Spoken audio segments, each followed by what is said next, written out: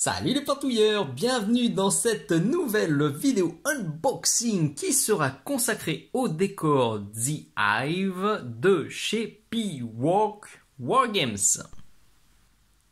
Si vous avez vu ma dernière vidéo consacrée au tapis de jeu Under Hive de chez P-Work Wargames, vous avez déjà eu un petit aperçu des décors dont je vais vous parler aujourd'hui, qui sont en fait issus de ce bundle là, que vous pouvez bien sûr trouver sur le site de P-Work Wargames et chez les revendeurs qui font la marque P-Work tout simplement. Si vous voulez les retrouver très facilement, comme d'habitude, je vous note toutes les infos utiles et tous les liens intéressants dans la description de cette vidéo.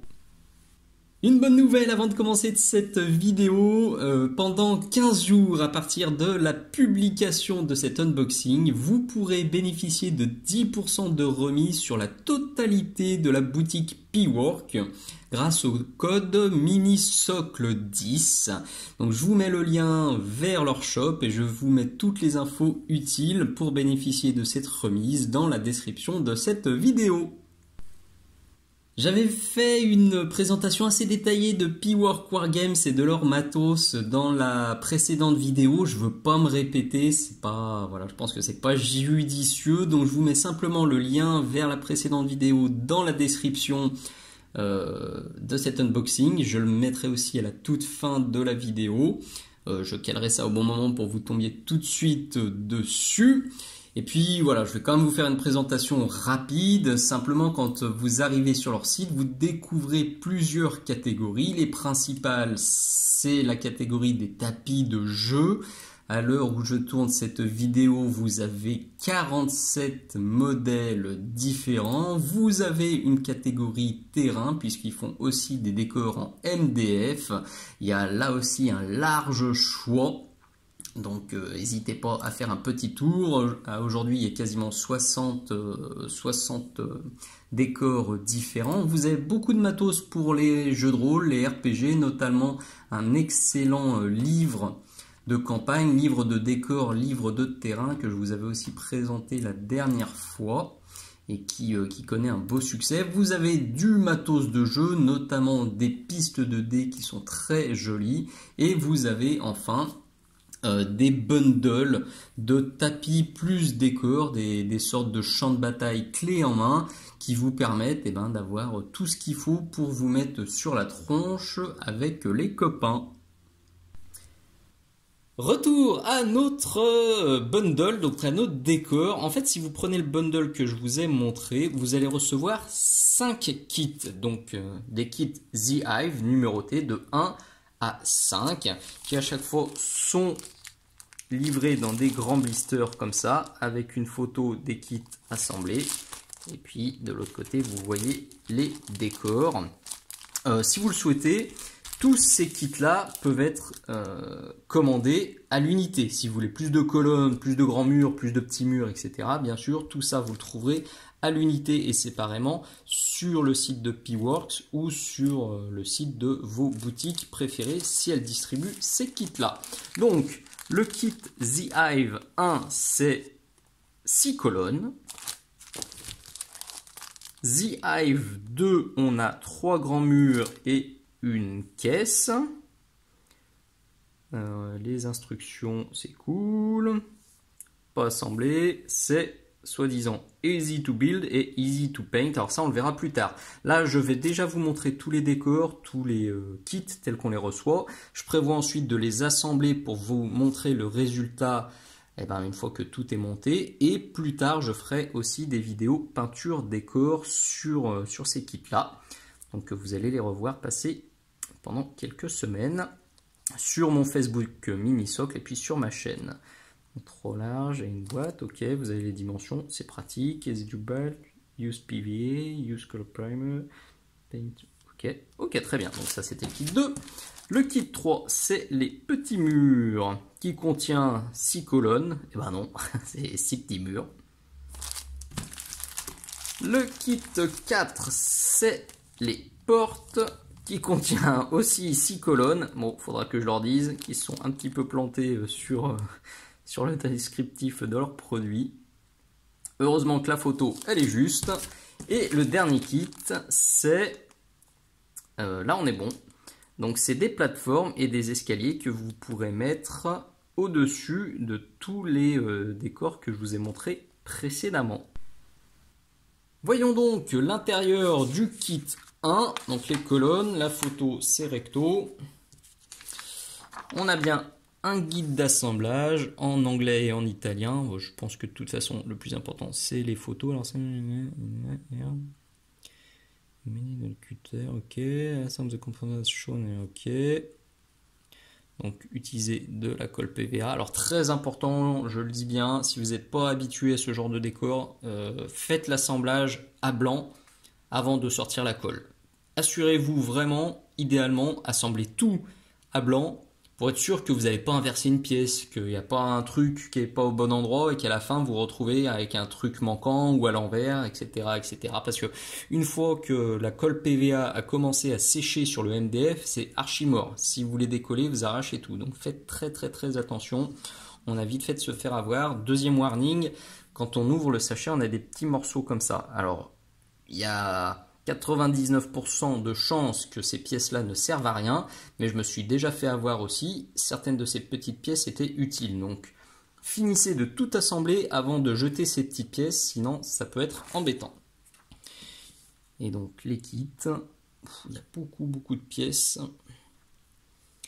Il y a un petit peu de job. Le MDF est bien épais, en tout cas. Les découpes ont l'air très propres. Faites-moi voir, est-ce que je peux détacher facilement? Je vais essayer de rien casser, ce sera un peu idiot.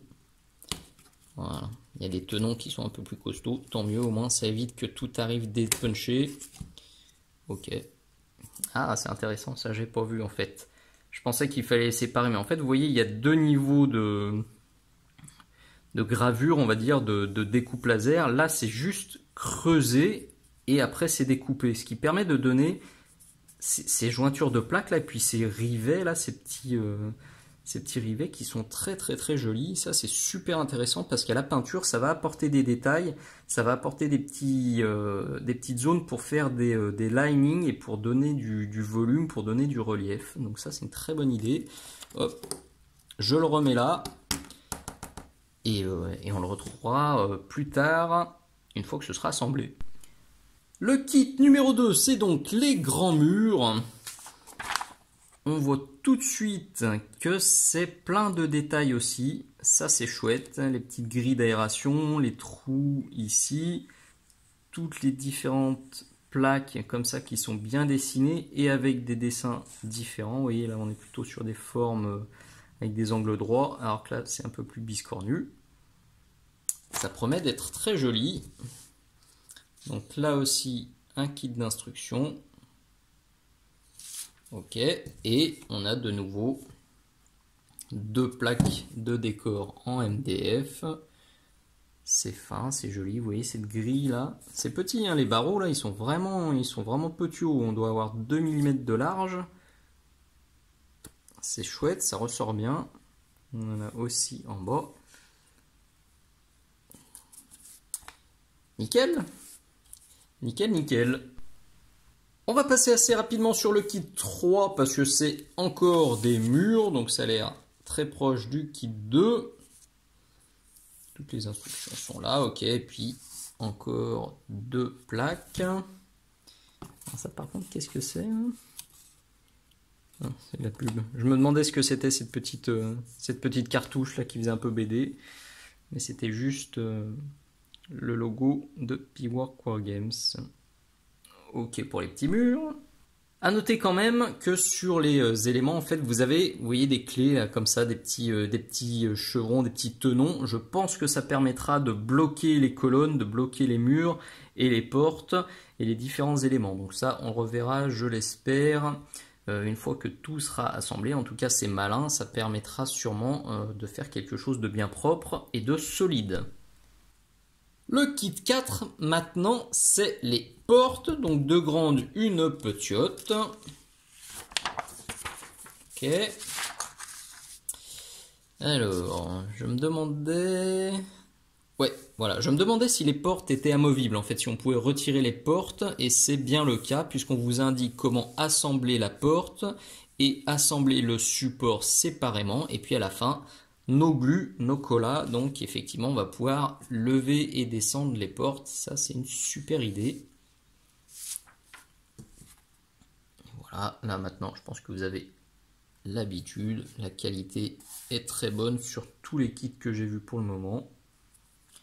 Pas de mauvaise surprise, pas de casse et une gravure bien fine comme on aime.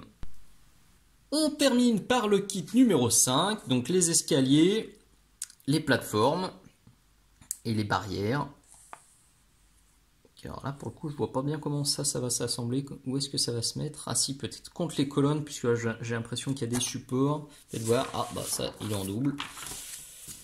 Peut-être voir, oui c'est ça, ok, les escaliers s'assemblent bien comme ça, donc on pourra les caler contre les décors. Ah d'accord, on peut surélever aussi les petites plateformes. Ça c'est les barricades, ok, ça c'est les échelles. Ok, donc là il vous dit aussi de ne pas les coller. Ah oui, c'est malin, c'est malin, c'est malin. Il y a, là aussi ça va venir s'enquiller dans les petits tenons, dans les petits tétons, que ce soit sur le dessus ou sur la face, enfin sur le côté. Ok, bon, bah, comme vous le voyez, j'ai un petit peu de job. Je sais pas combien de temps ça va me prendre pour rassembler tout ça, mais grâce à la magie du montage, eh ben, on se retrouve dans quelques secondes. J'ai commencé, vous le voyez, le boulot en attaquant par les colonnes et je fais un petit break dans l'assemblage pour deux choses importantes. Donc vous le voyez, j'en ai déjà fait deux. À chaque fois, j'utilise du scotch repositionnable que vous trouverez bien sûr sur la boutique Minisocle. C'est très très facile à assembler. Pour le coup, il y a 5-6 minutes d'assemblage pour chaque colonne, mais donc deux choses importantes. Première chose, je vous le disais au début de la vidéo, les tenons, là, les zones d'accroche, elles sont quand même assez balèzes et il faut avouer que parfois c'est assez chaud de faire sauter les pièces, notamment celle-ci. Là, j'ai un peu claqué des fesses quand il a fallu les retirer de la première plaque parce que j'avais peur de les péter. Donc perso, vous le voyez là, les restes de la première grappe, j'ai préféré casser carrément la grappe à certains endroits pour pouvoir retirer facilement les éléments. Notez aussi, donc en fait il y a un petit outil qui est ici, vous vous souvenez peut-être, dans une des séquences précédentes, je me suis interrogé sur une petite cartouche qui était en forme du logo P-Work. Et en fait on le retrouve aussi dans le kit numéro 1, vous le voyez c'est ici. Et on le retrouve dans les autres kits. Alors celui-ci c'est kit numéro 3. Vous voyez c'est exactement ce que je vous ai montré tout à l'heure. On dirait une cartouche de BD. Mais en fait c'est un petit outil pour vous aider à pousser, à sortir les petites pièces. Bon, vous le voyez sur les colonnes j'en ai pas eu l'utilité. Par contre j'avoue que j'ai sorti un cutter pour faire sauter certaines zones. Parce que vraiment c'était accroché fortement et j'avais peur de péter les pièces. Donc c'est accroché fort et la conséquence de ça, c'est que parfois on se retrouve, je ne sais pas s'il va vouloir me faire le focus, on se retrouve avec des zones de bois comme ça qui sont pas cassées, mais vous voyez, c'est pas bien propre. Et si vous êtes aussi perfectionniste que moi, ça ne vous conviendra pas. C'est pour ça que j'ai sorti une lime. Alors, elle est grosse, en fait, c'est vraiment une lime mastoc, hein. Mais le grain est assez fin et ça abîme pas et comme ça je me racle en fait, je ponce légèrement les différentes zones avant d'assembler et comme ça, vous le voyez là-haut, j'ai un rendu bien lisse. Sur les côtés j'ai aussi un rendu bien lisse. Alors je piche-trouille, mais vous me connaissez, je suis perfectionniste, j'aime quand c'est bien fait. Donc je vous conseille soit du papier de verre, soit une petite ligne pour vraiment un rendu nickel. Deuxième chose très importante pour les colonnes, alors en fait vous allez voir que sur la plaquette c'est disposé par quatuor on va dire. Vous voyez, il y a un côté avec un zigouigoui comme ça avec des angles droits, un truc en biais, un carré et de nouveau un truc en biais. Alors en fait je pense, vous pouvez les mettre comme vous voulez, hein. Si vous voulez mettre 4 fois le même sur une colonne, c'est faisable je pense, mais c'est fait en fait pour alterner comme ça, un truc en biais, là le carré, Là, de nouveau un truc en biais. Et là, le gros truc central. Moi, je l'ai fait comme ça. Sur les photos, ça apparaît comme ça. Très, très, très important. J'insiste fortement dessus parce que je me suis fait couillonner. Laissez bien les fentes en haut. Vous voyez, le haut est là. Les grosses fentes comme ça doivent être en haut puisque c'est elles qui vont permettre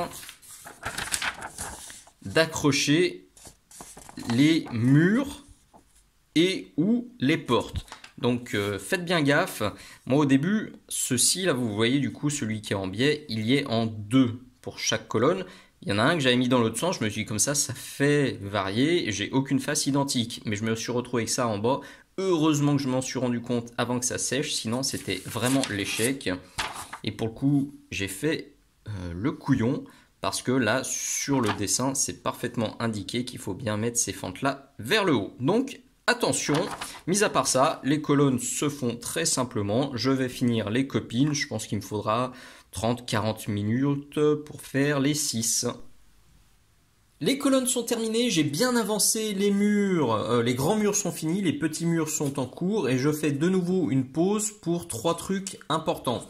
Alors attention, là les éléments en résine que vous voyez, c'est des trucs que j'ai ajoutés en plus. C'était pas fourni, là c'est des kits 100% MDF. Donc 3 trucs importants. Le premier, c'est ça. Vous le voyez, les accroches qu'on a en vrai, c'est pas des accroches en forme de crochet comme on le voyait sur les différentes photos et comme on le voit sur le site. À l'heure où je tourne cette vidéo, je ne sais pas si en fait ils ont changé ça ou si c'est temporaire, si c'est définitif. Je leur ai envoyé la question. J'ai pas encore la réponse. Moi, il faut que j'avance. Voilà, j'ai un planning de vidéos chargé. Si tous les mois je veux sortir 4 ou 5 vidéos, il faut que je dépote. Donc là, j'avance à fond sur le montage et je vous rajouterai la réponse en incrustation quelque part par là si j'ai la réponse d'ici la sortie de la vidéo. Donc ça, c'était la première chose, c'est les crochets. Deuxième chose, faites très attention, les murs, il y a un haut et il y a un bas.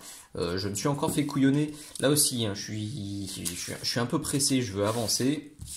Du coup, je bourrine avec la musique à fond et je fais un peu n'importe quoi. Vous voyez, en fait, sur le plan de montage, que ce soit pour les petits murs et les gros murs, en bas, vous avez 6 trous.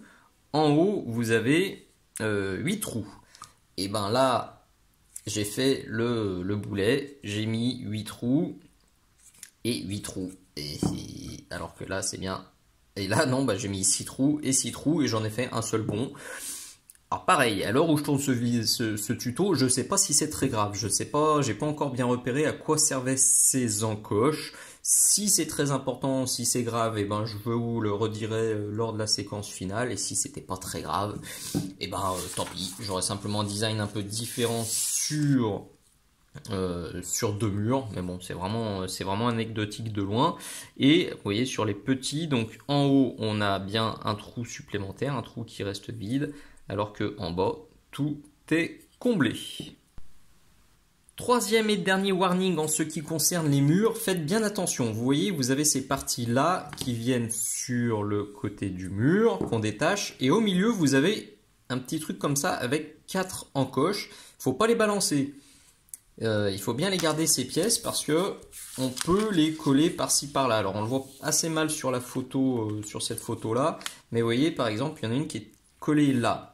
Vous noterez là aussi, si vous êtes un petit peu observateur, que celle-ci avec une zone pleine et 4 petits trous resserrés, et ben on n'a pas. Maintenant dans le kit on a ces 4 là. C'est pareil, je ne sais pas si c'est un changement définitif, c'est peut-être les photos qui ne sont pas d'actualité. En tout cas, faites bien gaffe.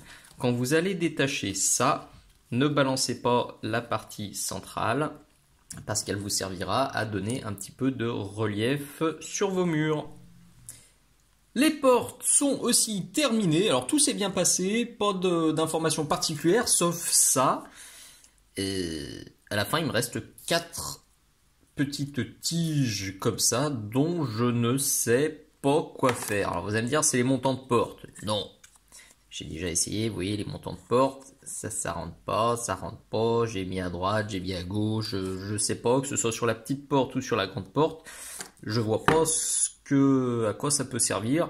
Et ça a quand même un profil assez travaillé. Donc je me pose la question, si vous savez où ça va, eh ben écoutez, n'hésitez pas à le mettre dans les commentaires. Sachant que DTC, évidemment, n'est pas une bonne réponse. Mais si vous avez déjà assemblé ces portes et que vous avez su où placer ces petites pièces, n'hésitez pas à me le dire. Je les garde sous le coude si elles sont utiles. Et voilà, c'est terminé. Voilà, les 5 kits assemblés, ça m'a quand même pris du temps. Je vais pas vous mentir, ça m'a pris une bonne partie du samedi, plus un peu le matin du dimanche. Je suis persuadé que j'aurais pu faire vachement plus vite, je veux dire. Mais voilà, je préfère travailler par petites séances plutôt que de me faire un gros pavé. Mais du coup, il y a eu un peu de taf. Je le redis, c'est vraiment simple à assembler. Le seul petit regret, et c'est super facile à corriger, ça a été sur les murs et j'ai eu le coup aussi sur les portes. Il y a quelques pièces qui sont symétriques et du coup on peut se tromper dans le montage. Alors si on est attentif, qu'on regarde bien le plan, on peut pas se planter.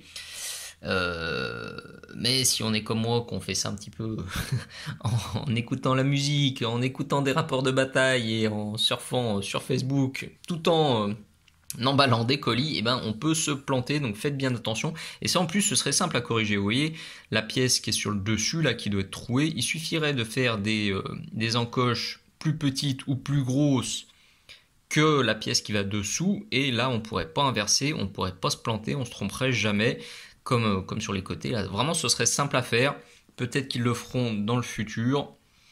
En tout cas, soyez quand même attentifs quand vous faites votre montage, parce que je le redis, une fois que le MDF, la colle commence à prendre, et ben vous êtes bien marron pour décrocher, parce que ça s'arrache et ça fait mal. Donc là, ce que je vais faire, alors vous remarquez aussi que j'ai mis des petits éléments en résine là qui ne sont pas avec le kit, hein, je le redis, c'est du 100% MDF. D'ailleurs, si ces petits éléments là, ces petites aérations, ces ventilations, ça vous intéresse, mettez-le moi dans les commentaires de la description, parce que je pourrais les proposer sur la boutique Mini Socle. Hop, donc si j'ai suffisamment de demandes, eh ben je les commanderai et puis je vous mettrai le lien dans la description de la vidéo. Comme ça, vous pourrez les retrouver très facilement sur la boutique. Donc, ce que je fais là, je vais faire Mumuse, je vais voir comment assembler, comment arranger ça.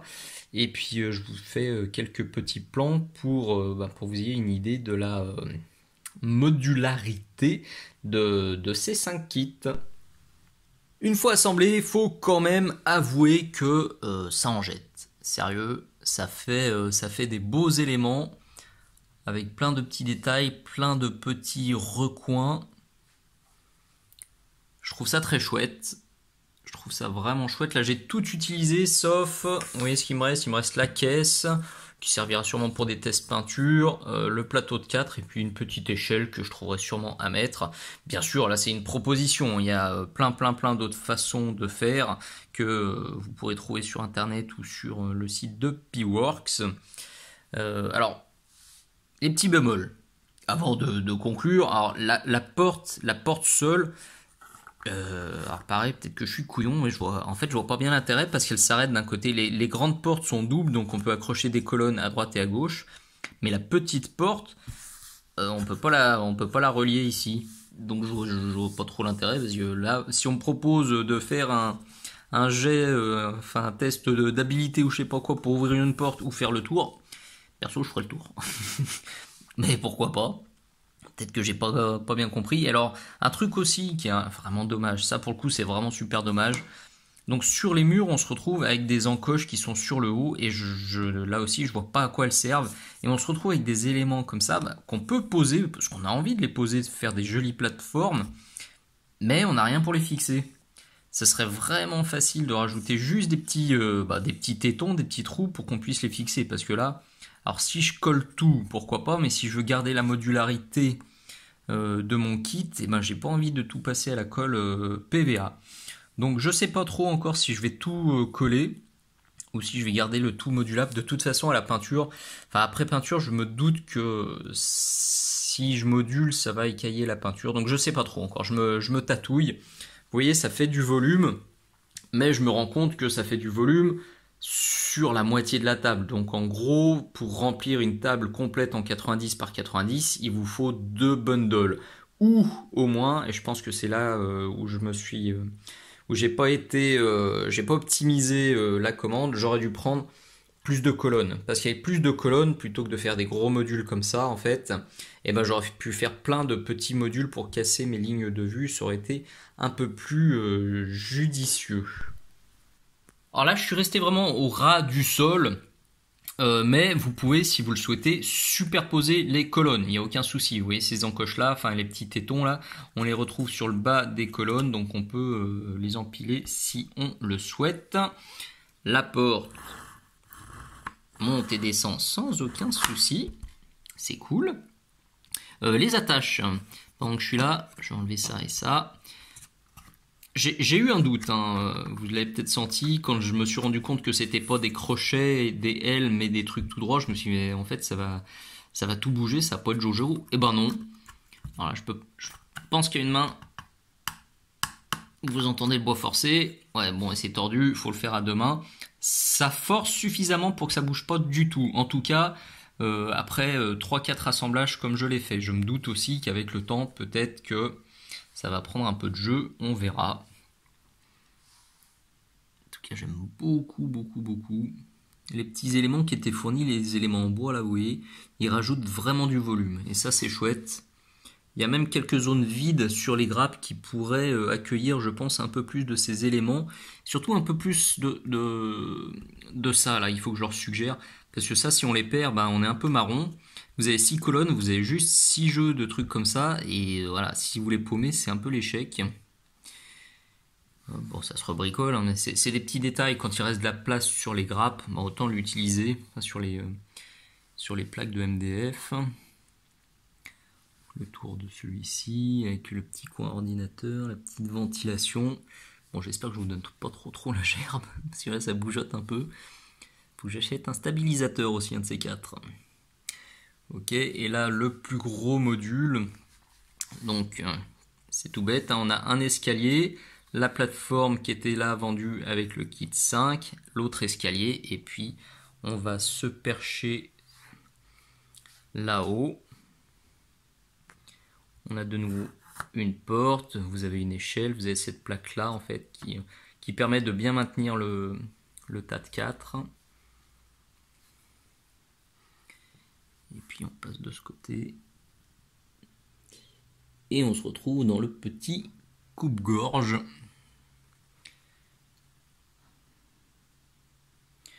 Voilà. On est bien. On est bien. Je vous mets aussi quelques photos que vous voyez ce que vous aviez sur le site de Piwork, mais n'hésitez pas à aller faire un petit tour pour vous rendre compte, pour voir les idées et les propositions d'assemblage qu'ils faisaient aussi sur leur site. Nous voilà maintenant au bout de cette nouvelle vidéo. Le bilan est très positif. Le rendu final est très chouette sur la table. Pour le temps que j'ai passé à les assembler, franchement, je suis très satisfait. Alors, je claque un peu des fesses pour la peinture quand je me rends compte de toutes les surfaces et tous les recoins à peindre. Mais voilà, ça va être un challenge intéressant que vous pourrez suivre sur le Facebook Mini-Socle et sur le YouTube Mini-Socle. Pensez bien sûr à vous abonner à ces deux supports-là pour bien profiter de toutes les sorties, pour voir les news. Et surtout, ça fait, pour moi, ça fait un petit remerciement, un petit retour qui est très très très appréciable.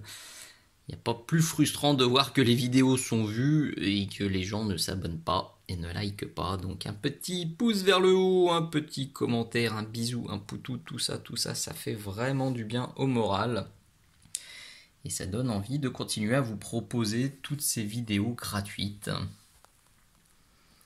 Voilà, on va finir le tour du propriétaire et moi je vais être bon, je pense, pour retourner commander quelques-uns de ces petits modules où je compléterai ça avec quelques décors plastiques que j'ai déjà à l'atelier ou quelques petits décors en impression 3D, histoire de ne pas me rajouter encore 3 tonnes de trucs à peindre, sinon Je vais tomber à la renverse. Allez, merci d'être allé jusqu'au bout. J'espère vraiment que tout ça vous aura plu. Je vous dis à très bientôt. Ciao, ciao.